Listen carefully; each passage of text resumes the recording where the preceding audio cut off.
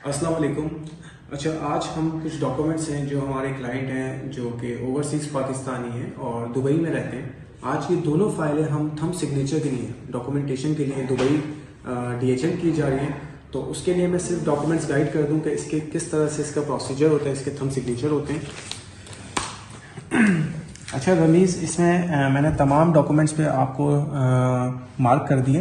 जहाँ जहाँ tick mark है ये फॉर्म 1 कहलाता है। जहाँ जहाँ टिक हुआ हुआ है वहाँ आपने सिग्नेचर करना है और जहाँ जहाँ पे सर्कल बना हुआ है वहाँ आपने थंब करना है। इन तमाम डॉक्यूमेंट्स पे पेशेंट पे जहाँ जहाँ आपके सिग्नेचर होंगे वहाँ साथ साथ आपका थंब भी होगा।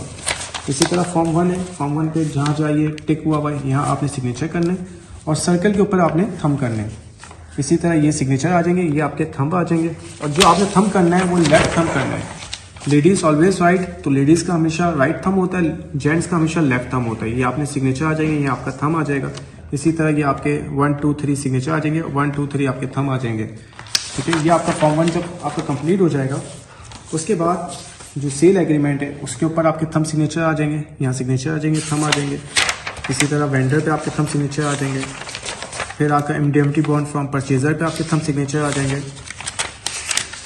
इंडेमनिटी बॉन्ड सेलर पे आपके थंब सिग्नेचर नहीं आएंगे, वहाँ सिर्फ सेलर के आते हैं तो सेलर के अवेलेबल है। फिर लास्ट में डिक्लेरेशन पे आपके यहाँ सिग्नेचर आ जाएंगे और इस साइड पे आपके थंब आ जाएंगे। ये आपकी एक फाइल है। इसी दोनों फाइलों पे मैंने आपके थंब सिग्नेचर किए हैं। तो दोनों फाइलों पे आप थंब सिग्नेचर करने के बाद आप वहाँ से जो मैं आपको अपना ऑफिस एड्रेस जो कराची में अवेलेबल है वो मैं आपसे शेयर कर लेता हूँ। आप जब दुबई से थंब सिग्नेचर करेंगे तो डायरेक्ट आप मुझे मेरे ऑफिस DHL कर देगा। जैसे ही मेरे पास यहाँ रिसीव होती है तो यहाँ से वेरी नेक्स्ट डे जो है हम इसको ट्रांसफ़र प्रोसेस में डाल देंगे। जज़ाकल्लाह, अस्सलाम वालेकुम।